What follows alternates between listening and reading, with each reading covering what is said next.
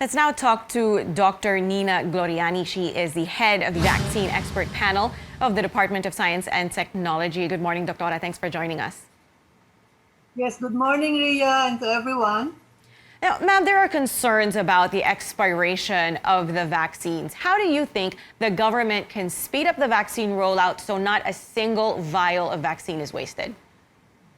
Okay, actually, the government has already laid out plans for the deployment of those vaccines that are expiring by June and by July. No, so I think the second doses will be first to roll out, and then the first doses for AstraZeneca at least. And it has all been allocated, properly, and I think the LGUs are just worried that they're getting less than that what they should. But in effect, everyone has to get an allocation, not just a few LGUs. So the entire country has to get the allocation. And that has all been planned out. All right. Now, the goal, of course, is to get 50 to 70 million Filipinos vaccinated by the end of the year. How possible is it, do you think, that the government can actually achieve this target? Well, I'm becoming more optimistic now with the news reports that the supplies will be coming in. And if you hear Secretary Galvez talk about 21 million by June, that will be great. And then the country is actually gearing up for, the mega vaccination centers. And if done properly, if, planned properly, all this should get us to where we want to go. Right. Now, there are these new strains, or rather variants, that are emerging of the coronavirus, and there's a lot of concern that they may be able to slip through the immunity offered by these vaccines. How effective are the current vaccines now against these emerging variants?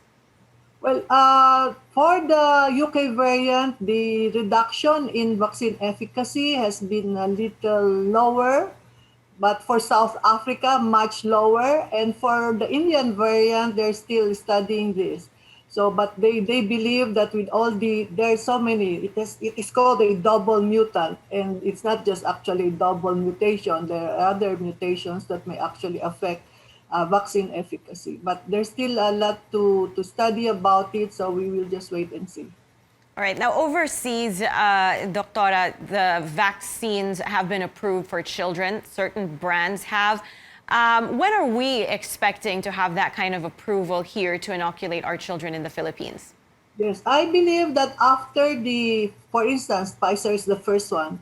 After Pfizer gets its EUA amendment in the US, Pfizer will already apply also for EUA amendment here, which, if they have their application approved, well, actually it was approved May 10, I think, May 10 this year, and then if they apply after about a month, maybe let's wait about 2 months, and we should get that here.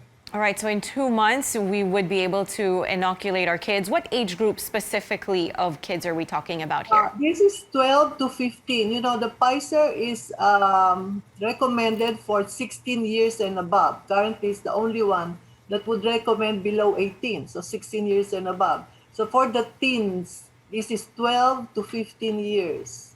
So we're looking at that age group. All right. So as you said, in about 2 months, that might be something that we hope. Yes. All right. We will wait and see. Thank you so much, Dr. Nina Gloriani, the head of the DOST's vaccine expert panel.